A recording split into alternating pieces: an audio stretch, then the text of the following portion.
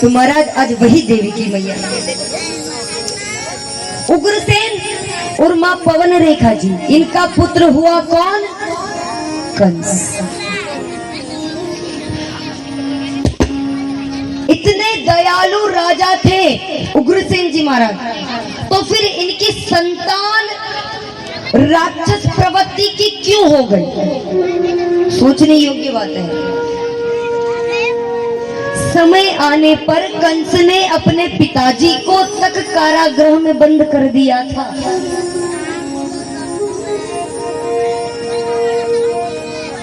दैत्यों वाली प्रवृत्ति आखिर कंस में कहां से आई? थोड़ा सुनिएगा। उग्रसेन महाराज जी प्रभु का नाम जपते थे, भगवान को मानते थे, भगवान से बैर नहीं करते थे। एक दिन भ्रमण करने के लिए वन में गई, और जैसे ही वन में गई तो वन में जाकर शांत एक जगह पर बैठी हुई थी।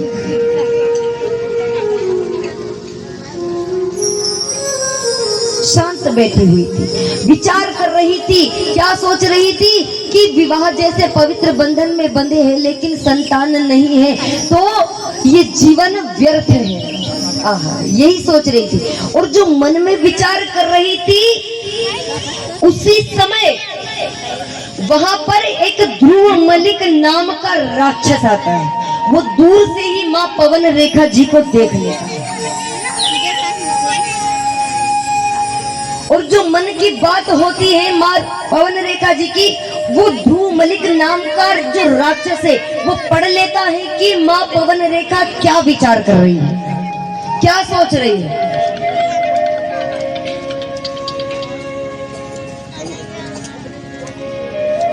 आज वो ध्रुव मलिक नाम का राक्षस उग्रसेन जी महाराज का स्वरूप धारण करके आता है और माँ पवन रेखा जी के साथ व्यवहार बनाकर चला जाता है। उसी दिन से माँ पवन रेखा जी गर्भवती होती है और इनकी गर्भ से कंस का जन्म होता है।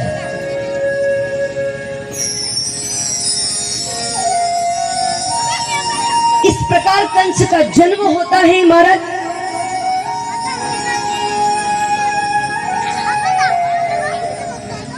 जो उग्रसेन महाराज का भाई है देवक, इनकी एक बेटी होती है जिनका नाम देवकी होता है।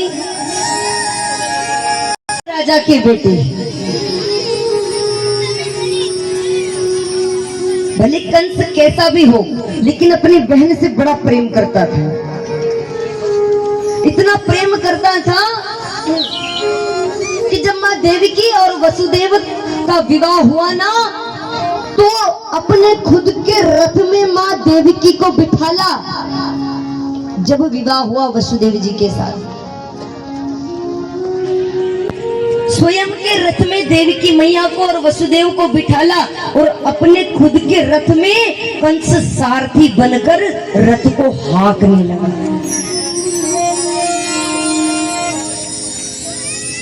खुद हाँकने लगा रथ को।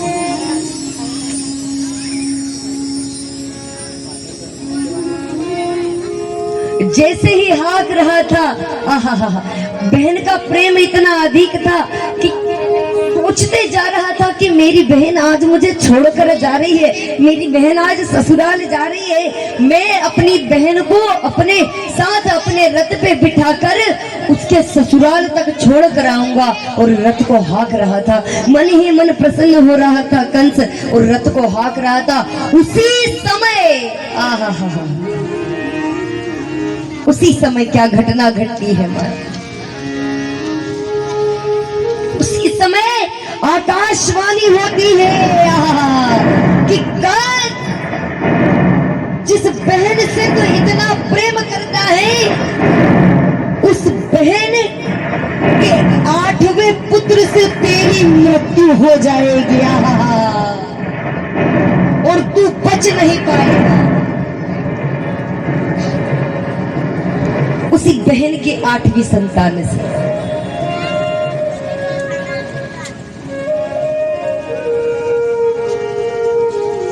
आठवीं संतान से मृत्यु होगी और कंस तो बच नहीं पाएगा, जीवित नहीं रहेगा, तेरी मृत्यु हो जाएगी। आहा, एकदम से कंस ने अपने हाथों की रस्सी को छोड़ दिया। आहा, रथ से उतरकर खड़ा हुआ और कहने लगा कि आज मैं देवकी की संतान से मेरी मृत्यु होगी, मैं देवकी को ही जीवित नहीं छोड़ूंगा।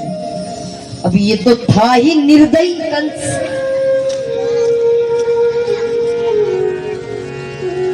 ना बजे बांसुरी, जब देवकी ही जीवित नहीं रहेगी तो पुत्र नहीं होगा, और पुत्र नहीं होगा तो मेरी मृत्यु नहीं होगी।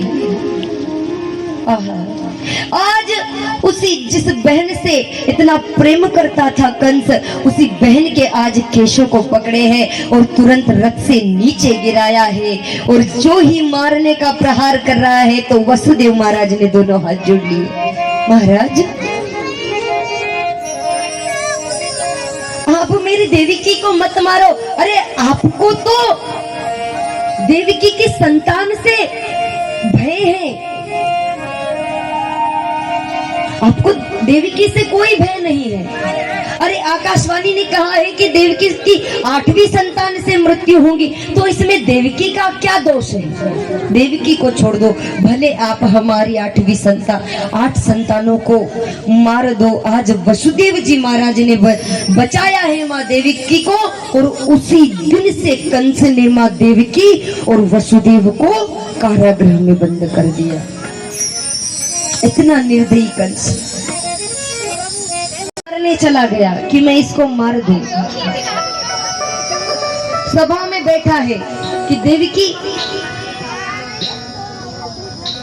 की 8वीं संतान से भय है, 8वीं संतान मृत्यु का कारण है, तो क्यों ना 8वीं संतान को मारना, बाकी जितनी भी संतानें हैं सबको जीवित छोड़ दो। कंस ने उस बच्चे को छोड़ दिया, बोले मुझे तो 8वीं संतान से भय है, मैं पहले वाले को क्यों मारूं। इधर अवतार लेने का समय निकट आ गया और कंस के पाप अभी बड़े नहीं हैं, और पापों का घड़ा भरने दो कंस का, और पाप कराओ कंस के हाथ से। तो क्या किया है, कंस को भेजा है और नारद जी को भेजा है और कंस की मति घुमाने भेजा है। और कैसे मति घुमा रहे, थोड़ा सा सुनिए, फिर हम उसके बाद जन्मोत्सव मनाएंगे। कैसे मति को घुमाया है, कंस के पास जैसे ही नारद मुनि जी आए हैं तो नारद मुनि जी को प्रणाम किया है, और नारद मुनि जी कहते हैं कि सब कुशल मंगल तो है ना, कोई भय है क्या। तो नारद मुनि जी से आज कंस सारा वृतांत कहता है कि ऐसी ऐसी घटना और 8वीं संतान से मुझे भय है। तब नारद मुनि जी कहते, अब नारद मुनि जी कोई कंस के चेले तो थे नहीं कि कंस की तरफदारी करे। अरे ये तो मेरे नारायण के चेले हैं, नारायण की तरफदारी करेंगे ना महाराज। तो कहते, बोले देखो वो भगवान की आकाशवाणी है, भगवान की माया है, और भगवान की माया से कोई बच नहीं सकता है। और तुम क्या कहते हो कि भगवान की देवकी की 8वीं संतान से आपको भय है। अरे वो विधाता की माया है। अब नारायण को तो कंस से पाप कराना था, ज्यादा पापों का घड़ा भरना था। तो नारद जी ने क्या किया, ये थोड़ा साउंड बढ़ा दीजिए, हल्का सा इको ट्रबल दोनों बढ़ा दीजिए। नारद जी ने क्या किया, एक कमल का फूल लाया। ध्यान से सुनिएगा कैसे कंस के पापों के घड़े को भरना है। एक कमल का फूल लाया, और कमल का फूल लाया तो कमल का फूल गोल था। अब कमल के फूल को नापने लगाया, बोले नापो। बोले कैसे, 1 2 3 4 5, ठीक है, पहला ये हुआ, ठीक है, 8वां 5वां ये हुआ, फिर यहाँ से नापो बोल दिया, 1 2 3 4 5 6 7 8, 8वां फिर ये हुआ, फिर 1 2 3 4 5 6 7 8, मतलब कोई आठवां पांचवा ये हुआ, फिर यहाँ से नापो बोल दिया 1 2 3 4 5 6 7 8, आठवां फिर ये हुआ, फिर 1 2 3 4 5 6 7 8, मतलब कोई भी आठवां हो सकता है और कोई भी पहला हो सकता है। वो नारायण बड़ा चतुर है, उसकी चतुराई से बच जाना कौन कहते हैं? नारद जी कहते हैं कि नारायण बड़े चतुर है। हाँ, वो आठवें को पहला भी बना सकते हैं या पहले को आठवां भी बना सकते हैं। कंस का दिमाग घूमा। राजा कंस ने विचार किया कि नारद मुनि जी बात तो सही कह रहे हैं। आज भाई बहनों, विधाता की ऐसी लेखनी घूमी है कि महापराक्रमी महापापी निर्दयी कंस ने माँ देवकी की पहली संतान को लिया है और मृत्यु के घाट उतार दिया। धीरे धीरे करते हुए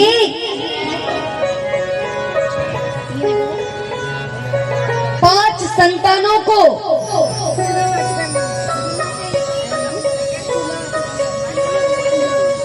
कंस ने मृत्यु के घाट उतार दिए।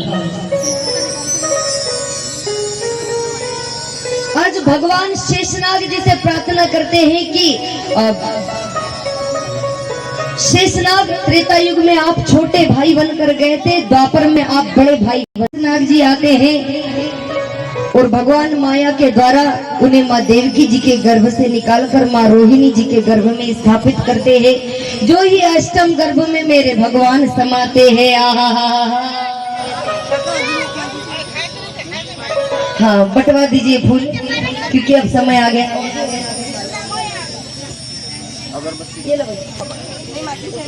अष्टम गर्भ में मेरे प्रभु का पुष्प लेकर खड़े हैं। आहा, मधुर मधुर गानों की तैयारी कर रहे हैं। और क्या गा रहे हैं? प्रभु का स्वागत कर रहे हैं। सुस्वागतम कृष्ण शरणागतम कृष्ण, सुस्वागतम कृष्ण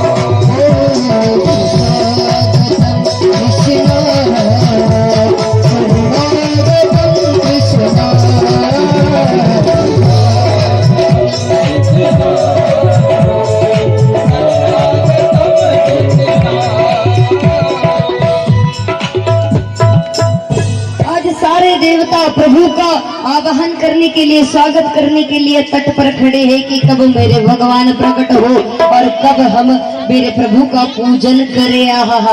बिठा लो, ये कन्याओं को बिठा लो, मोरे करो भैया, आगे बिठा लो इनको सबको। आ जाओ बेटे इधर आगे, सब सखी सहेली इधर आगे, आगे बिठा लो,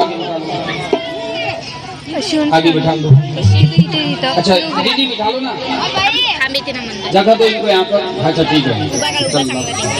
और जो ही भाई बहनों 9 महीने बीते हैं, आज भादो मास कृष्ण पक्ष की अष्टमी आई है। दिन बुधवार है, रोहिणी नक्षत्र। आधी रात को ठीक 12 बजे मेरे प्रभु 16 कला से माता के कक्ष में आज एकदम से चतुर्भुज रूप में प्रकट हो गए। भगवान नारायण की, भगवान विष्णु की। और जो ही प्रकट हुए क्या कहे? भय प्रकट। और जो ही प्रकट हुए कृपाला दीन दयाला देव की बिहारी।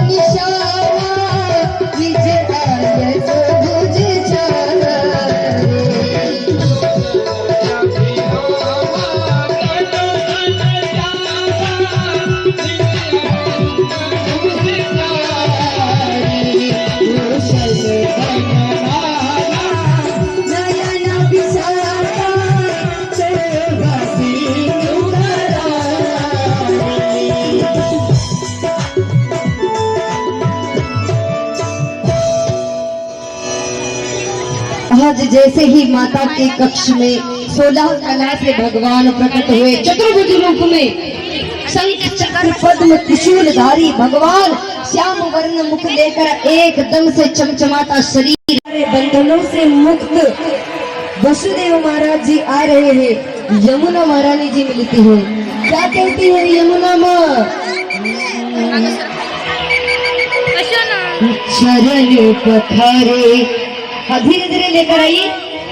चरण पखारे बिन जाने न दूंगी, चरण पखारे बिन जाने न दूंगी, चरण पखारे बिन जाने न दूंगी, चरण पखारे बिन जाने न दूंगी, जाने नहीं दूंगी प्रभु जाने न दूंगी, जाने नहीं दूंगी प्रभु जाने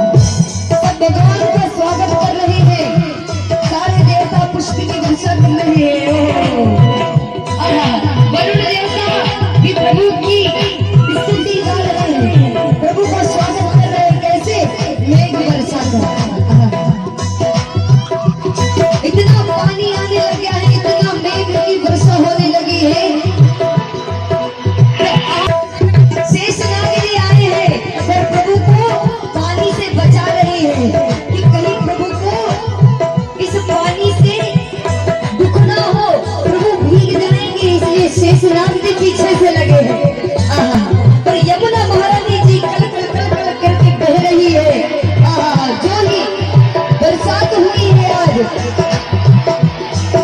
कह रही है यमुना मैया, और प्रभु से बात कर रही है, विधाता से, बोले प्रभु कुछ भी हो जाए, आज तो आपके चरण स्पर्श किए बिना आपको यहाँ से मैं जाने नहीं दूंगी। क्या गा रही है?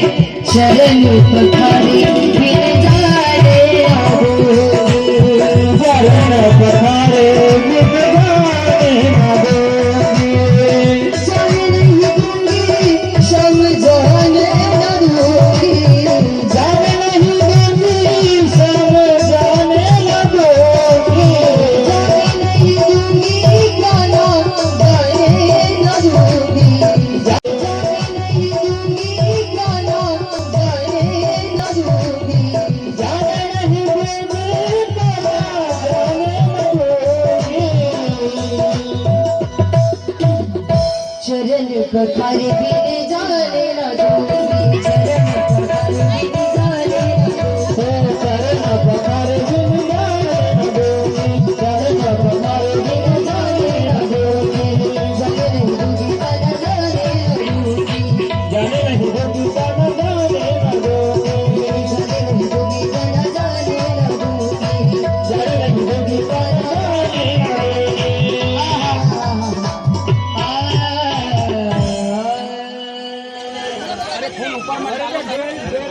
बच्चे के ऊपर कोई फूल नहीं डालेगा, नीचे नीचे डालिए ना रोड में।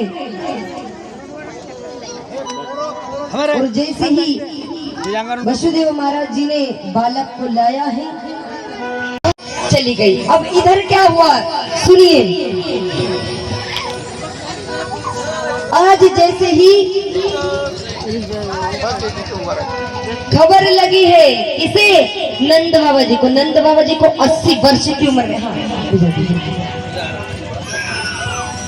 नंद बाबा जी को 80 वर्ष की उम्र में छोरा हुआ था, संतान हुई थी। ध्यान से सुनिएगा,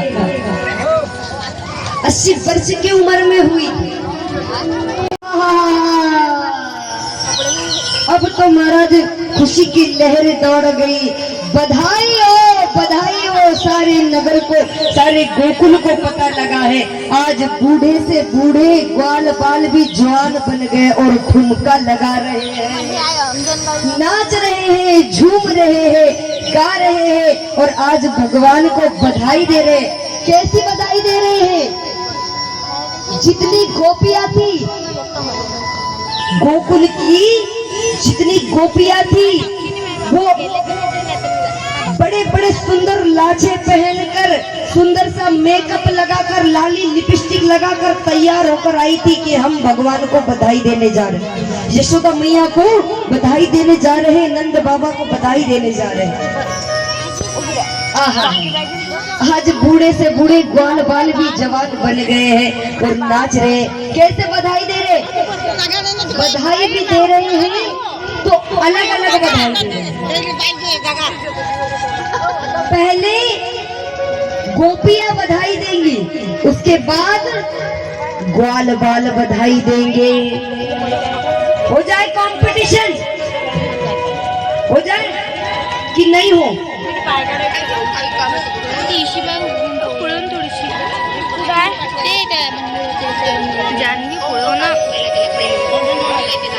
वो जैसे ही बधाई दे रहे हैं तो कैसे बधाई दे रहे हैं? बधाई हो,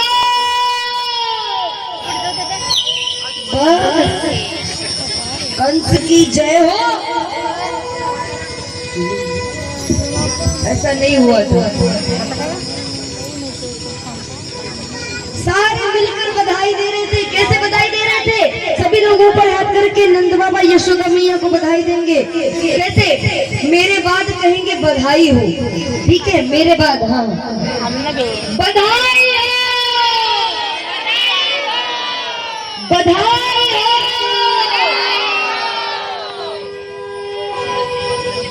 अब एक बार भाई चुप रहेंगे, सिर्फ बहने बहने, गोपियां गोपियां बधाई देंगी, भाई सिर्फ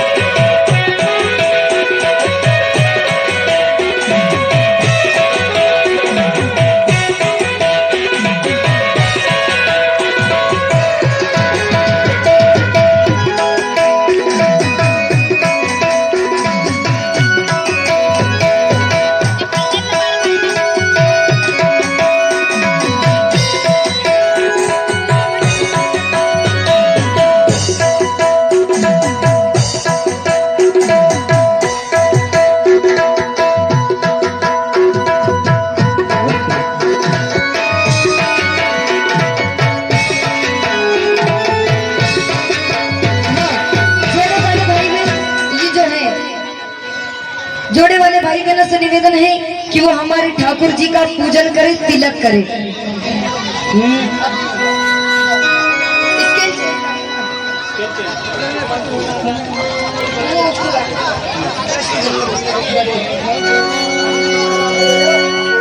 हाँ जोड़े, देखिए ध्यान से, बच्चा छोटा है, थोड़ा संभाल के, है ना। हाँ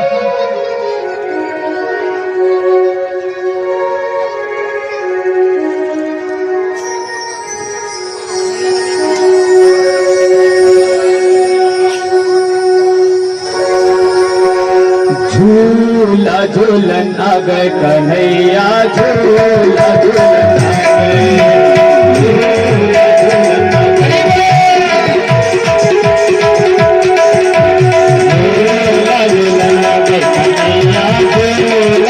झूलन आ गए कन्हैया, झूला झूलन आ गए।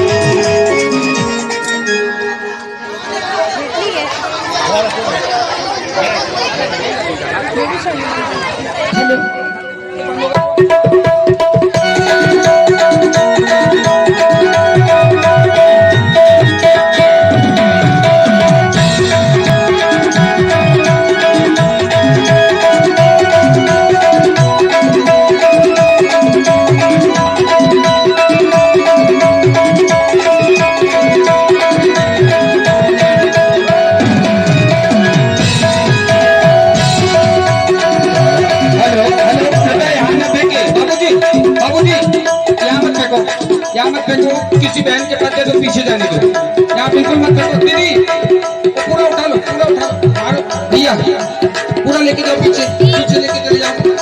क्या बालक है, देखो बच्चा है छोटा, कोई भी ना फेंके यहाँ पर। पीछे जाओ दीदी, और पीछे जाओ।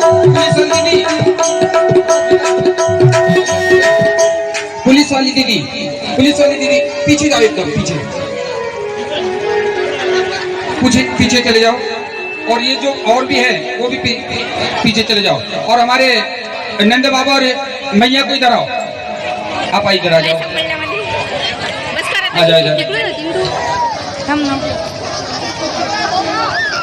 हाँ कोई अभी फेंकना नहीं है, पीछे जाओ, पीछे।